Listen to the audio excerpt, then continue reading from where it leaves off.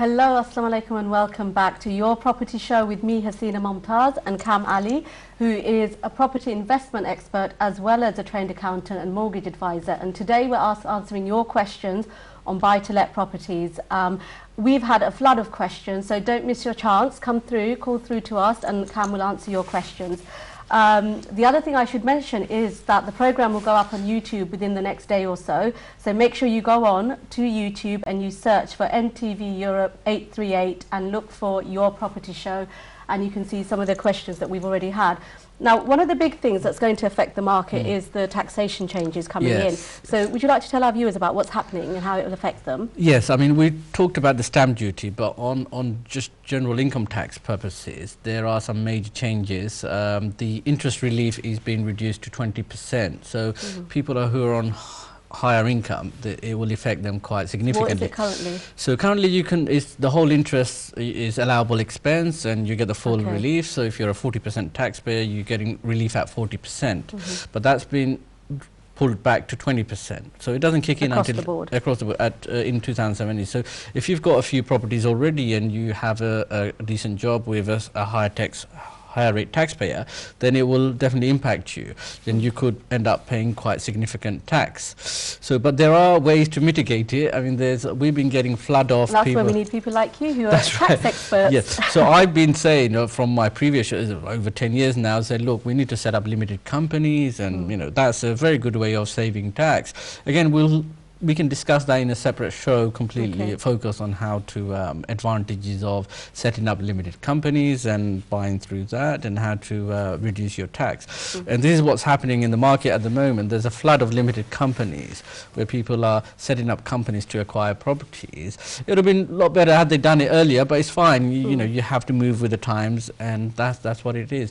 It's even a professional way of doing it as well, is to do it. Although there is some extra administration work, but it's probably not for a first-time investor. It's probably for people who've already have a few properties and want to expand experience and they want to expand their portfolio, and they could approach and do it the professional way.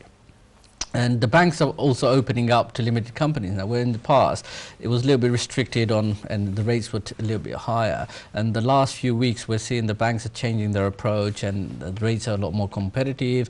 And some of the mainstream lenders, on buy-to-let lenders that were not doing limited companies, they're coming on board. And so again, we can have a complete show on that, talking about limited companies. So much actually. I have so many questions on that, but I'm going to put this through to our next caller who's just come through. Yes. So, hello and welcome to Your Property Show. What's your name and what's your question? Assalamu alaikum. I'd like to disclose my name. Is it okay if I speak in English? Yes, of course, yes. I just listened to your program, and a very interesting show. Thank you. I just want to find out quickly, as you know, tax relief was coming in 2017 for 2019. Yes. And I wanted to make a limited company, or yes. if you have more than 25 properties. Yes. Does it have to be a certain amount before you make the limited company? No, so you can set up a limited company, and your mortgage will be tied to that property. So you don't have to have. And because it's going to be the individual, obviously your credit score, basically your credit score, or limited company. Is a new company, and if I was to obtain future borrowing, that affects me in a way after a year or does it have to be a certain time? Sorry, I didn't hear it very clearly, but yes, the mortgage will be through the limited company, and the charge will be against that particular property. So you don't have to have established company to get finance on that property, because So let's just say for argument's sake. We set up a company for 6 months, okay? Yes. And if I wanted to borrow, just say £500,000, for example, or £350,000, yes, okay, because it's a new company, that would affect me in any way. No, not at all, not at all. You can not at all. You can set up the company even a day before you purchase this property. The banks are fine with this, because the asset is the mortgage is secured on that asset, and you as a director, you'll also give a personal guarantee. So your company doesn't have to be an established company. You can open it, say, today and go and buy a property, apply for a mortgage next week. Because what it is, they are looking at the asset, the property, and they are putting a charge on that property. So the company, they do want to see who the director is, and as a director, if you have a reasonable income, and again, you don't. I've already got two companies. I'm directing one of them. Yes. And by the properties are individual at the moment. Yes. I haven't made it to a company. Yes, so it's fine. If you have a company already, you can buy through that company. They will be lending on the basis of that property, not whether the company is 5 years old or 6 months old. They want to do the valuation on that property just as if they were lending to you. And all it is, in name, the property is under that company, and there will be mortgage charge onto that property. Therefore, the banks don't really care too much about whether your company has been running for 20 years or it's just been set up for the purposes of buying a property. It's very normal for you to set up a new company and the next month go and buy a property, and the banks are aware of that, and they're happy to do that. It's not a problem at all.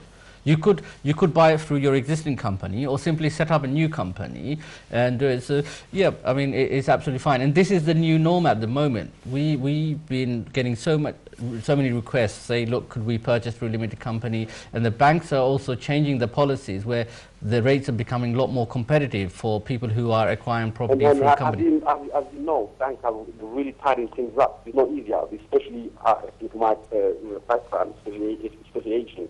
And it's good to see young brothers like you and sisters in Islam. You're probably in the car industry.